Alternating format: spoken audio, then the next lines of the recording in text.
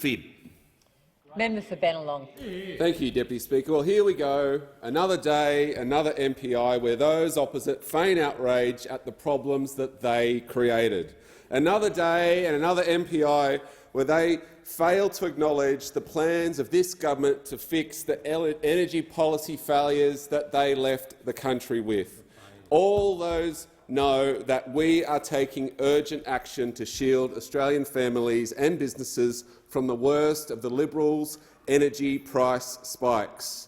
And I hope that member for Riverina goes to his constituents and tells them how they voted against energy price relief when we came back here in December last year into this place and put a price cap on limiting coal and gas prices and providing targeted energy bill relief, which was backed by every premier in every state and territory, Deputy Speaker. And we know that since that announcement of that price intervention, forward prices have dropped significantly from what they would have been under the Liberals, And meanwhile, those opposite voted to make power bills for families hundreds of dollars higher than they needed to be. They voted against targeted energy bill relief for thousands of Australian households and businesses.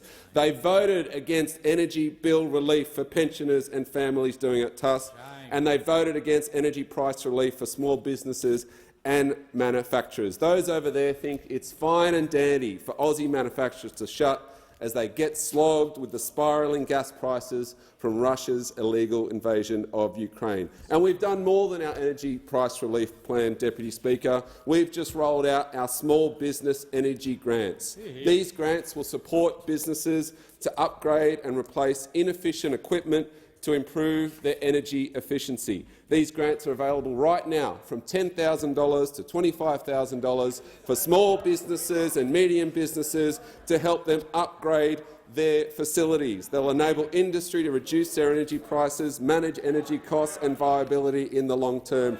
This will help contribute to Australia's energy emissions reduction target of 43% by 2030. And get this, the objective of this program is, listen, to reduce power bills for small and medium businesses. And then, of course, there are this government's huge investments in renewable energy, not only directly by the government but also from the private sector, because of the certainty that we've provided to the energy market. Now, I'll let the opposition on a little secret here, Deputy Speaker.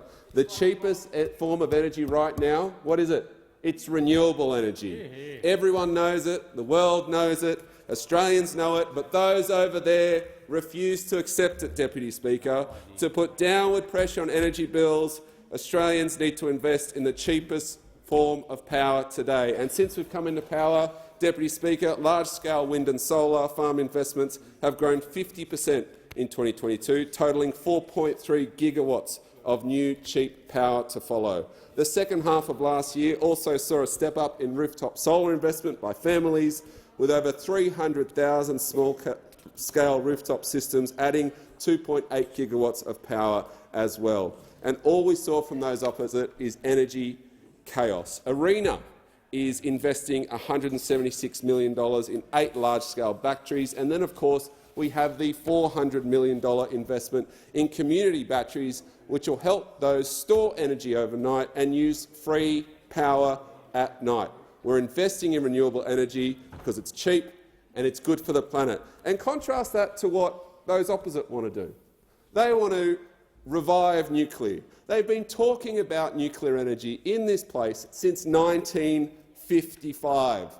Senator Spooner in this place spoke about it in 1955. Not a peep about it in their last 9 years in government. They dangle this radioactive carrot every couple of years, Deputy Speaker, and they just bring it up and all talk about it, all talk, no action. Let's have a look at what they're talking about.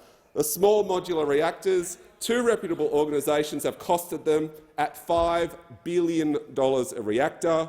We need 80 across the grid, they predict.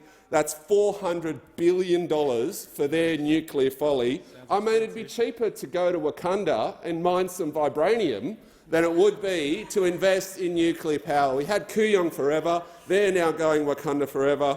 The solution for cheap energy is investment in renewables. Those opposite want to go nuclear, and it will be bad for our